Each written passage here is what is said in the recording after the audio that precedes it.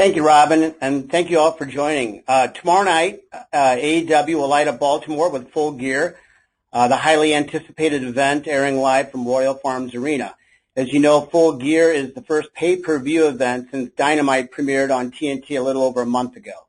The card is stacked with high-octane battles that could all be considered main events on their own. Of course, the headliner is Cody challenging the inaugural AEW World Champion Chris Jericho, but we also have Jon Moxley versus Kenny Omega, Hangman Page versus Pac, the Young Bucks versus Santana and Ortiz, and much more.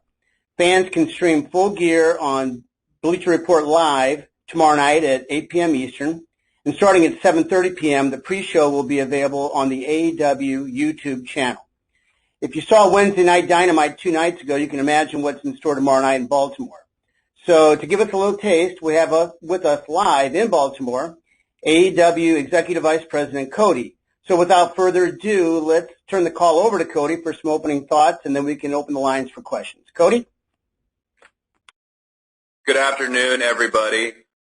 The last time we talked, it was on the cusp of our very first Dynamite, the premiere episode on TNT, and since then the show has become the biggest premiere for Warner Media TNT in 5 years.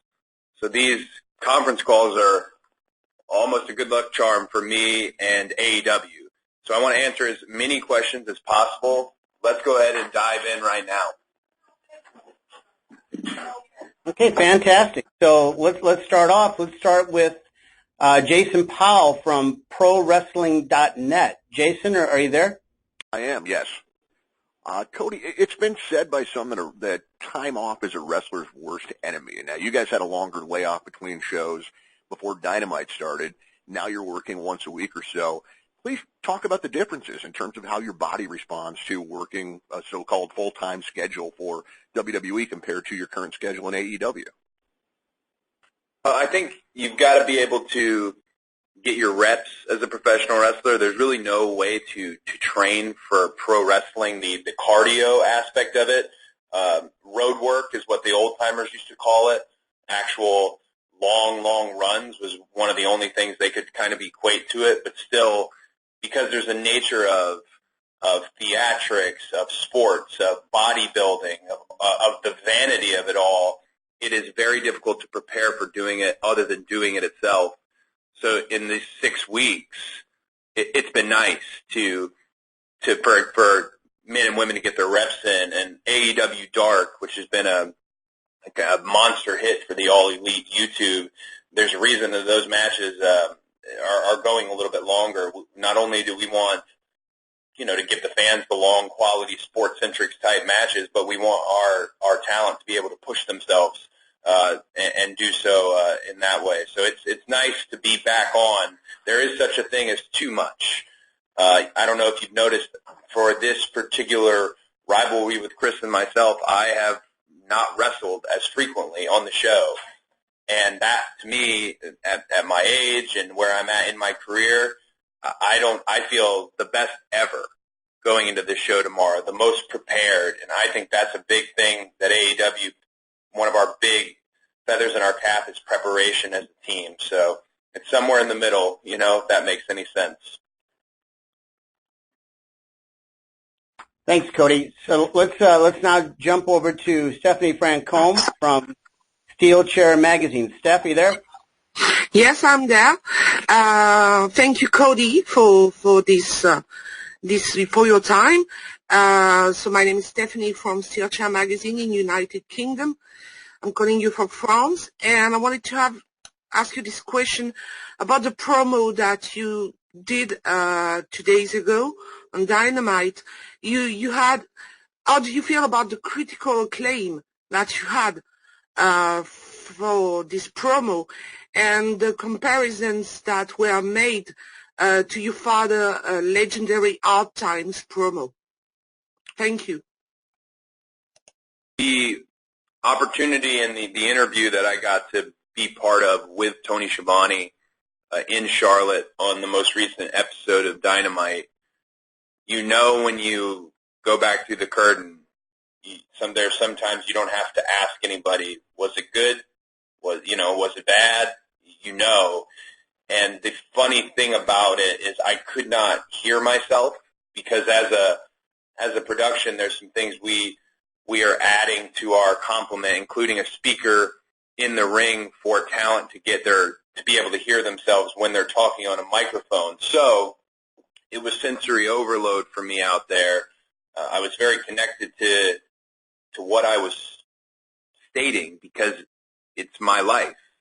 You know, it is sometimes a curse to not be able to hide under a mask or be a character, and then there are times it is a blessing. And right now it's been a blessing. I'm not hiding from who I am. I'm not hiding from my position here. What I said in the interview about not challenging for the AEW World Championship ever again if I don't beat Chris is very authentic. There's no plot, logic device or hole in that statement. That's something I had heard from fans, and that controversy was surrounding people like my dad, like Bill Watts and Vern Gagne, and I refuse to have that controversy in my run. We have enough young and hungry men and women that I want to help showcase, and at the same time I'm in the best run of my career, so that if I'm not so worried about all the comparisons and praise, including from somebody like The Rock, all you can do is kind of tip your cap back at them. I prepare for this job, and I prepared for that moment, and this is the biggest rivalry I've ever been involved with, and the stakes are as high as they've ever been. Wrestling is best when it's real, so I don't know if you can even call it a promo. It was just a real statement from me, and I'm glad it resonated with fans. I really am. Thanks, Steph, and thanks, Cody. We're going to jump now to Bill Bodkin from Pop Break. Bill, you happen to be there? Yes, I am. Cody, thanks for taking the time. A lot of people saying this is the biggest match of your very long, very illustrious career. I know what you said in the promo, but tell us today, Cody Rhodes, in your gut, how important in your career, in your life, is this match, and why? I had a really good coach and mentor in my career and in my life, a man I met in Los Angeles named Howard Fine. And one of the things that Howard Fine used to say to me all the time when, talking about this job a bit was he'd say the truth doesn't need weight. And in entertainment, we put weight on things all the time. The biggest spectacle ever, there's always these qualifiers and you enter into hyperbole and exaggeration. But I've had no problem with this because it isn't an exaggeration. This is the biggest match of my career. It's coming at the most perfect time in my career. I found my stance in the batter's box. Believe me, when the company, started in January, and I know that someone like Kenny Omega is on the roster, and then Chris Jericho enters the fray, and then Jon Moxley. In addition to being an EVP, I want to be the quarterback. And the only thing that wins in today's wrestling isn't politics. It isn't any of the things that plagued wrestling years ago. It's content. Being able to go out there and get the best reaction because you're giving them the best competition. You're giving them the best performance. And for me, I don't want to hit a slump. I've got to keep going onwards and upwards. There's a lot riding on this. I don't mean to get emotional or on a rant here, but I don't just take my own pressure into these matches. There's a great deal of pressure that's been put on us by the fan base, the lapsed fan, the returner, these fans who are back who want what we said to not be campaign promises. They want what we said to be real. And so far, it has been. So I carry that into every match, and I don't think it's too much weight. That's the pressure I want. That's what I prepared for. I've had a lifetime to prepare for a 60-minute match that's coming tomorrow night, and it's moving really fast. But I'm gonna take it all in because it is the biggest match of my career for the most important title. And like I said, the truth doesn't need weight. It would be the pinnacle of my career, as my mother said, to leave Royal Farms Arena the AEW World Champion. Thanks, Bill, and thanks, Cody. Next up, I'd like to introduce Sean Ross Sapp from Fightful. Sean, you there? Yes, I am. Can you hear me? Yeah. Yes. Cody, you had mentioned earlier this week in an interview, I don't know when you did the interview, but there were certain aspects of production from other companies that you didn't quite like. Now, in stepping behind the camera in all these different roles, are there some of those things that you've really seen just you don't need, and some of them that you kind of discovered, okay, now I see why they did that type of thing? Oh, yeah. I think if you read some of my interviews or the stuff that gets clickbaited, it sounds like I can't stand Kevin Dunn and the way he produced wrestling, but that's not the case. Kevin Dunn is, if you look at WrestleMania, he's made a footprint of the spectacle event. He's done wonderful things with production. And I like taking the things that I did get from WWE in my time there, the good ones, and bringing them into our production. But also, there's an aspect of production that is more sports-based that Keith Mitchell brings that I love. I mean, you couldn't see a camera or a light on stage with tape on it, if that makes any sense. There's these things that were just outlawed. And these rules that I said, they're not pro wrestling rules, they're WWE rules. There's a grit and difference to the way Keith Mitchell produces our television, and Tim Walbert, our master director, directs it. And the thing I like the most is there is no, and it's something that's been very important to me as an EVP, and it's something that I include in every weekly debrief, because I debrief every show, is that the production and the talent, the production and the AEW staff are a family. You guys need to know each other's names. You guys don't need to bark at each other. These cameramen on the floor will become your best friend. And I've already seen people like Darby Allin learning to talk, with the cameramen and learning, hey, look for this and look for that. He's ahead of the curve. All the greats were able to do that. There's this time-honored, and I don't know why it's time-honored, element of like production and the creative pushback on each other. With us, with AEW, I will not allow it, and neither will Matt, Nick, Kenny, or Tony. We're a family, and we're going to be together every week. So I just really like how Keith Mitchell produces television. There's an element of danger and spontaneity and grit to it that I think belongs in wrestling. Thank you. Thank you both. We're going to take a question that's been messaged or IM to us. And this one's going to come from Rich Achino from ESPN 1530 and Sportskeeda. And Rich wants to know, Cody, you've mentioned before that championships are going to matter more in AEW. That said, there's a lot of young talent on the roster. What are the chances of adding a mid-card championship to give the younger guys something to fight for? The chances of adding a mid-card title or a prize, I guess the only thing that makes me, I get frustrated when I hear the term mid-card. I know that it exists. I do. And I'm someone who toiled in the mid-card myself. But as a talent, you never consider anything you're doing mid-card. I didn't consider my run with the Intercontinental Championship mid-card. I wanted it to be the best thing. I wanted it to rise above.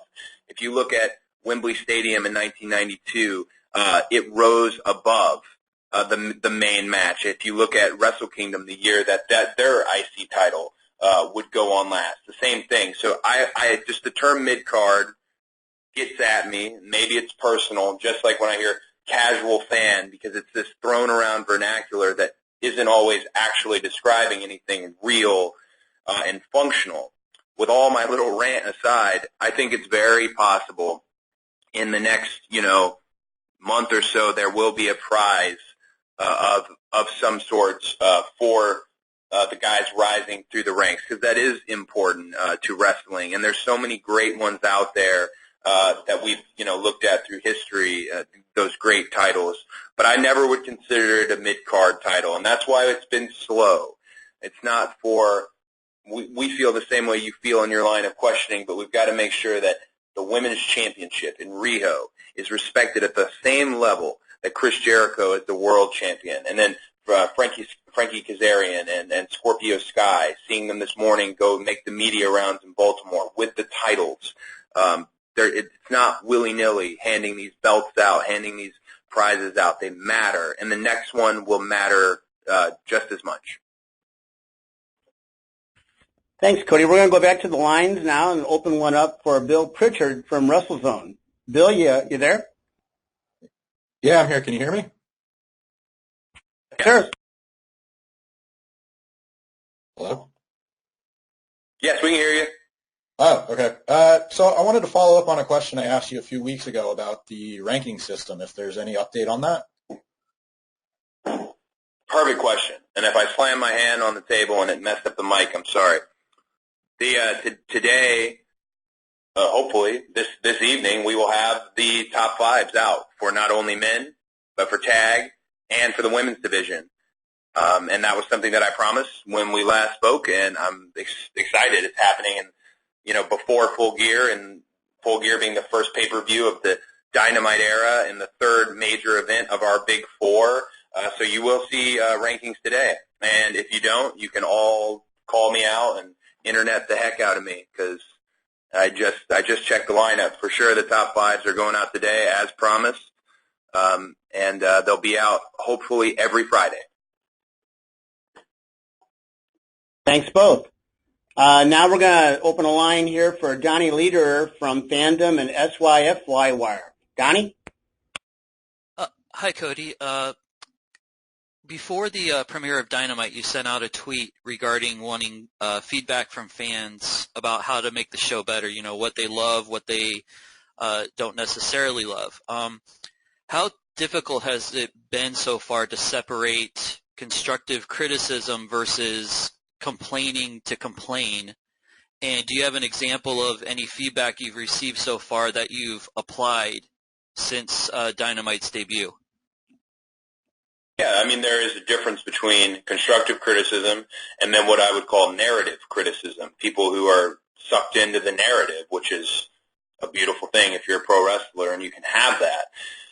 One example, just to give you, because I do every week, it's one thing that I love doing. I'm not sure everybody else loves receiving them, but I debrief every show, meaning we could have an absolute grand slam home run show. You're still going to get an email from me the next day, everybody, every department, that says, hey, here's something I thought we could do better, and that will happen for as long as I can think. But one example is music has been discussed a lot. And the music, when you watch a WWE program, is piped into the mix. It's piped into the feed. And there's been a lot of people who want to hear the songs more. And I think we will bump the audio levels on the mix for the songs, but we don't like piping it into the made program for the fact that we want to hear our audience. AEW has a really raucous, wild environment. If you've been to a show live, I can't compare it to another wrestling show because it's genuinely, there's very little sitting on hands. There's a lot of fire in that audience, and we want to hear them. And at the cost sometimes of not hearing the music, we would rather hear the fans as loud as they are because they've been so generous, and we're so grateful for them. And hopefully Royal Farms is that same type of echoing, just massive acoustic boom that comes with an AEW show. But just as an example, music is something that I monitor every week because I want to make sure there's a difference. You know, I want to hear our people, but if the fans really are asking for and want to hear these songs like Chris's Judas or My Kingdom or Super Kick Party or Private Party's music. I mean, there's so many good songs that Mikey Ruckus, our composer, has developed for us. So that's an example of one that I think you will see tweaked. But I love the constructive criticism. I really do. It's quite easy to spot, even with millions and millions of engagements on social media. It's not that hard to see the difference between a troll, someone who wants to see you fail, and then just someone who says something, and then you see it again, and then you see it again. And we have a great social media and digital director who monitors that throughout the show and annoyingly stands over my shoulder in the go position and tells me, hey, this was wrong. We need to fix this. So we're all very much, no one's taking for granted what we have here. Cody. Next up, Anthony Suter from Smart to Death Podcast. Anthony, you there? Yes, I'm here. Can you guys hear me? Yes. Yes, sir. Awesome. So my question is about the women's division, and you mentioned earlier that you want the women's title to be respected as well as the world title. My question is, we see just one match per week for the women's division on Dynamite and one on Dark. Are there any plans to feature more of this division so the fans at home can get to know the rest of the women's roster in AEW?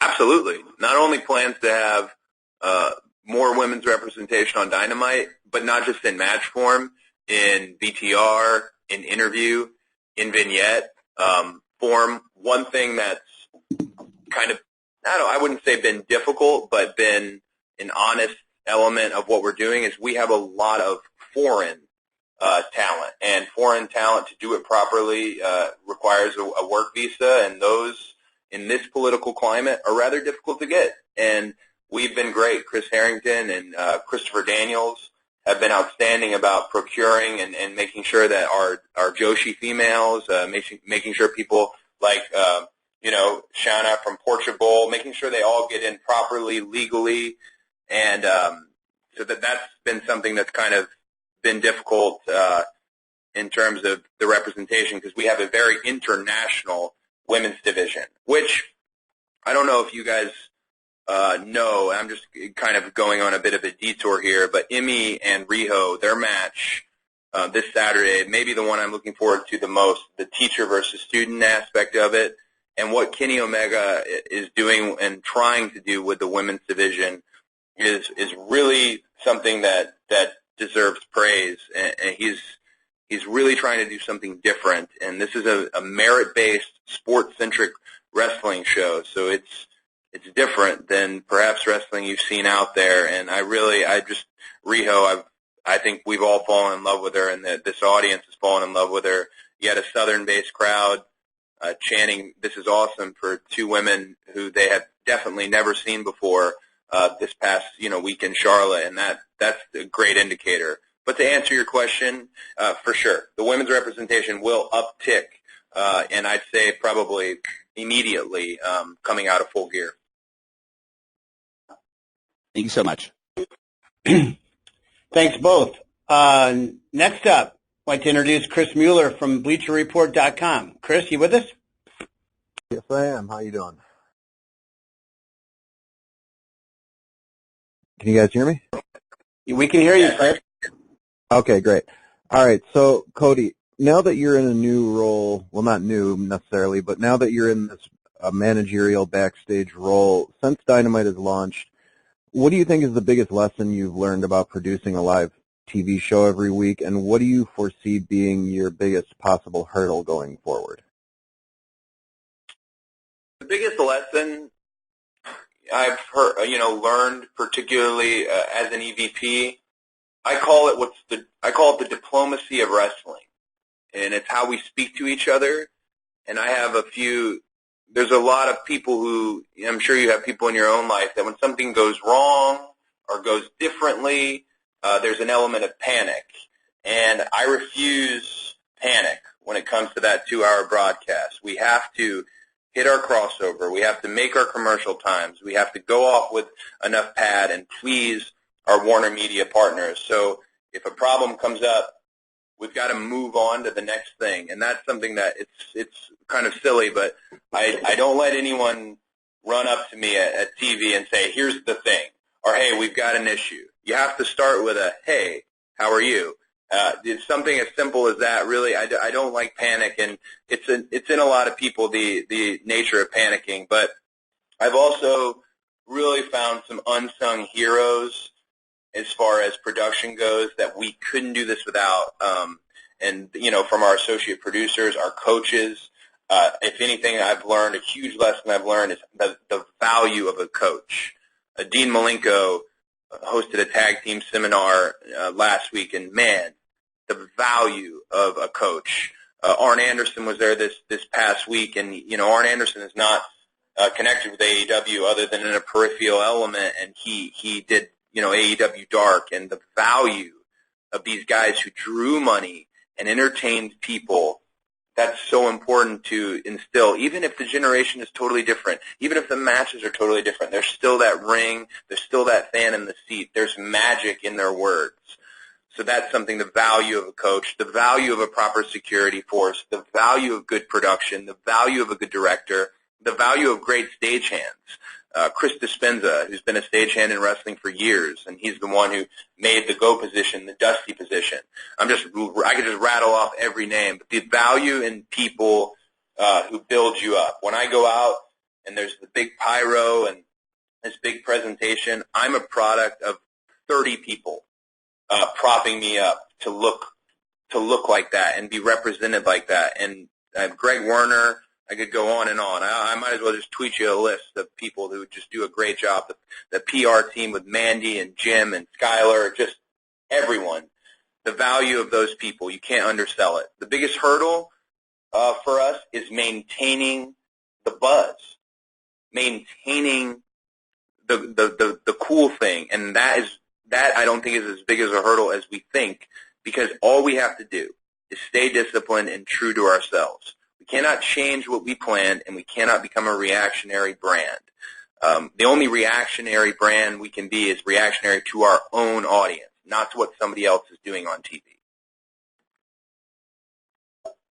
Thank you both. Thank you. Next up, Jeremy Thomas from 411 Mania. Jeremy, good afternoon and good morning, wherever you're at. Good morning. Hi, Cody. So the ratings for Dynamite left to have hit stability this week. I know that you said that the initial numbers exceeded expectations, but after those projections were readjusted, is this about where you expected it to land, and where do you go to grow the audience from here? The biggest thing for me in growing the audience is giving them something to talk about throughout the week and finding characters that they want to follow and they want to root for, that being characters you already know, people like Jon Moxley, but also characters who you're seeing for the first time and you want them to be your guy or your girl.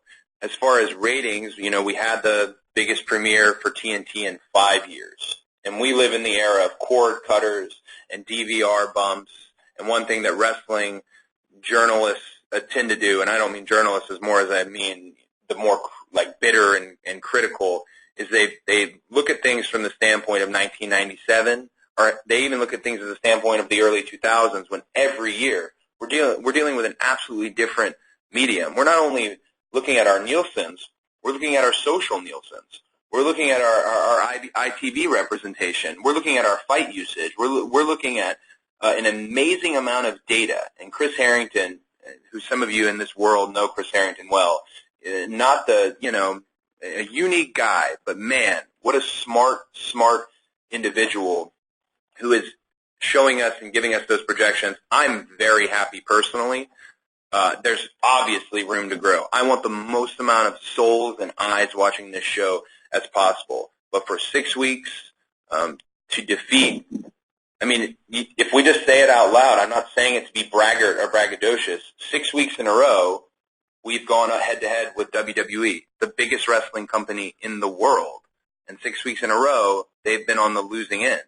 And they've provided massive stars and great wrestlers like AJ Styles and Finn Balor on their product, and they're still behind. And that, to me, speaks to what we have. It speaks to this revolution that so many people will say, hey, it's not real.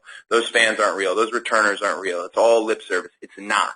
If you come to a single show and you see that people don't leave after our main event, that they stay in their seats and they wait even for something else, you'll know and you'll see the feeling. So I love coming out this week, having gone back up after the World Series, which kind of threw everything in a different state of flux. I want to continue onwards and upwards, reaching the number from the first week and then moving forward. And the only way we're going to do that is the actual characters. It doesn't have as much to do with topical spots and ads and the marketing of it all. It has everything to do with the simple old Dusty Rhodes outlook on it. Go out there and get over. And if people go out there and get over, it makes everyone's job easier. And I think we have all the tools to do it. We have the best roster, we have the best talent, and we've got the best damn attitude. Thank you, Cody. Next up, I'd like to introduce Wade Sheridan from UPI. Wade, you there? Yes, hi. Thank you, Cody, for doing this. I want to ask, can you go into more detail about the 3 judges who will be on hand to score your match with Jericho if the time limit runs out? Will they be familiar faces? And I want to ask, will the 3 judges thing be used in the future for future championship matches? As far as the judges are concerned, I am not tasked because it is my match and it's a conflict of interest. I'm not tasked with picking the judges, but I know that per Tony Khan, the judges are championship caliber judges. So yes, familiar faces. I saw someone online compare this to something that TNA had done, and I had to, all the best of me had to bite my tongue and basically say, yeah, the makeup artist isn't going to be a judge. These are qualified judges, as far as I know, and it's within their hands fully. If it goes to 60 minutes, and looking forward down the road at more title matches, if it's something that the promotion decides is this type of match needs these judges here, if it goes 60 minutes, if the champion's advantage is not going to be in play, because the judges is much more in my favor than I think it is in Chris's favor. But with all that said, I just gave the world my word and giving you my word that I'm never challenging for the world title again if I don't defeat Chris Jericho. So I think this type of match more than ever needed it, and looking forward down the road, I wouldn't be surprised if you see the judges not only for the AEW World Championship, but the AEW Women's World Championship. I think it's a great thing. It's been done in wrestling before, very successfully. So I think you'll be excited, and I think Baltimore will be excited to see the judges we have. Thanks, Cody. We'd like to now introduce John Alba from Spectrum Sports and Living the Gimmick. John, you with us? Yes, I am. Thanks for taking my question, guys. Cody, the last time we spoke, I asked you about Turner's involvement with the production of Dynamite, and you said that it would be largely hands-off. What has their response been thus far to how you guys have presented the show? And an aside, they also mentioned that they're going to be integrating Bleacher Report Live into the Bleacher Report app in the near future. Do you anticipate that to affect what you guys are doing in any way? So far, smooth sailing as the partnership is concerned. The feedback they've provided has been really production-like additions.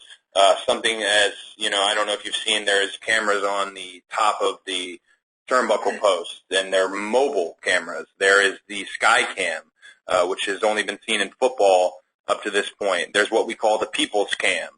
These are all additions by Sam and Brett at Warner Media, who only want our show to look the absolute best, and they know that wrestling, when done right, has a cinematic and dramatic feel that they just want to add their own lenses to. They have been blessed to have them as partners in terms of those production additions and things that they're teaching me. I'm learning every day on the job, and that's something I've been really happy to have them. And there's a lot of honesty and transparency, and that's something that's been instilled in the elite from the beginning. If something works on TV, that's what you go with. If something doesn't work, you can't pretend. And we've maintained that honesty and transparency, and so far, like I said, smooth sailing. Bleacher Report and their partnership with Warner Media, I could definitely foresee that maybe leaning into some sort of specials, special events that aren't Wednesday night Dynamite, but aren't also one of our 4 major pay-per-views. Fighter particularly was a special, Fight for the Fallen. I think we want to lean in and access them as much as we can, because they're a really great streaming service and growing streaming service, and the interface is easy to use, such an important thing to a fan. So for sure. Cody, I'd like to read to you a question we got from Greg Gardini from One Nation Under Sports. Greg asked, knowing how much your father loved the business, and with you working with other up-and-coming wrestlers at the PC later, or actually with your dad working with other up-and-coming wrestlers at the PC later in his life, what do you think he would think about what you're doing with AEW and bringing to the viewer some wrestlers that they may not be familiar with, but are great, up-and-coming stars such as Darby and Private Party? It's such a loaded question. I wish I could wake him up basically and ask him, and there would be so much I would have to explain. But wrestling sometimes explains itself if you just put the show on. I'll give you an example. When my dad went to ECW, he was dreading it. He was dreading walking into the Tabernacle, I believe, in Georgia, to go and be, made fun of by Steve Corino. And that night, when he came back, he was in love with it. It had changed his outlook, and it had literally filled his soul back up. With wrestling had broken his heart for a little while, and then bam, he was back in the game, and the fans brought him back in, and the talent and the psychology and take that they had on wrestling was vastly different from what Dusty was doing in Florida or Jim Crockett Promotions. But he had an open mind, and I think that's all you'd have to do is sit him down in front of Dynamite, and I think he would really be not just happy for me, not just happy for Dustin or Brandy or any of his old cohorts who are now my cohorts. I think he'd be happy for wrestling. Look at our current situation in the world. It's the most divisive we've ever been as a country, and it's happening globally. Never more has entertainment and wrestling been such a valued service and creating that escape for fans. He genuinely believed that. The American dream was very real, and that his job was making people forget about their days, forget about their concerns, and enjoy something that they could enjoy on a weekly basis. So if he sees Dynamite, he sees that, and I'm the expert on Dusty. A lot of people like to tell me they're the expert on what he would like and what he wouldn't. I knew the man. I could tell you what he would like, and what he would like is fans going nuts, which is something that we've had the benefit of doing. As Tully Blanchard would say, keep them the loudest, the longest, and Dusty was the same way, and I would just show him Dynamite, and I know he'd love it. Thanks, Cody. We only have time for one more question, so I'm going to do a little lottery here, spin the wheel. Rich Fan from Pro Wrestling Torch, you emerge from the finals from everyone. So you get to ask the last question. Rich, you there? I am, and thank you for this opportunity. Cody, last time I talked with you during a press conference, you mentioned you challenged me to tweet you wrestlers of color that may have slipped through the cracks or didn't get opportunities, and I thank you for kind of putting the money where your mouth is. My question is about content itself. So with AEW, you have these fans that kind of fell away, and now they're coming back. But you also have AEW Dark, you have Being the Elite, you have your Road to series. How do you think the best way is to get those fans engaged and not have an expectation to consume all of it, part of it, or none of it outside of Dynamite? Well, I think Dynamite is the hub for individuals. If they catch up on Dynamite, all of those shows, all of that shoulder content you mentioned should have a heartbeat on Dynamite. That's something that Jim Ross taught me, and I thought, Jim Ross, I thought he wasn't even going to watch Dark. Not only did he watch Dark, he told me this should be something we bring up on our show. This should be something that, webs outwardly. So the hub is Dynamite. And then engaging the fan base. Like I said, content is king. Perception is no longer reality in wrestling. Reality is reality. So engaging the fan base enough for them to reach out. But I always look at any element of shoulder content, whether it's BTE, whether it's AEW Dark, whether it's Road 2, no matter what it is, we should never treat anything as mandatory, because then I think we begin to insult people. Like I have to watch all this to catch up. Everyone knows I'm a gigantic Star Wars fan, whether it's the Zahn novels or Dave Filoni's series and all these things he expanded outward. That to me doesn't mean you're not a Star Wars fan if you didn't watch Clone Wars or Rebels or read the books and know, these characters are. If you watch the movies, if you fell in love with this particular piece, those are the hub, and they bring you back. So I like to think of Dynamite as our hub, and I like to not make any of our shoulder content I like to not make it mandatory. Everything should be organic, and I want to see more of this, or what happened between Joey Janela, Sean Spears, and Tully Blanchard, or I want to check in and see on somebody like an up-and-comer like Sadie Gibbs, going over the top rope in tremendous fashion. So to me, that's the key. It's there for you, and we hope you check it out. It's produced with the same love and care that Dynamite is, but Dynamite is the hub. If you watch Dynamite every week, you're not missing anything.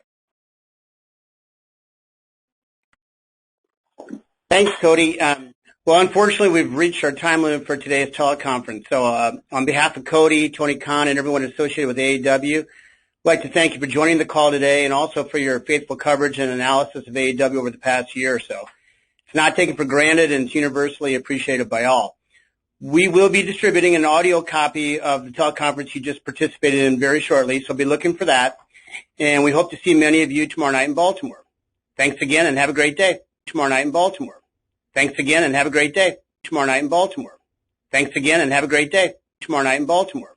Thanks again, and have a great day. Tomorrow night in Baltimore. Thanks again, and have a great day.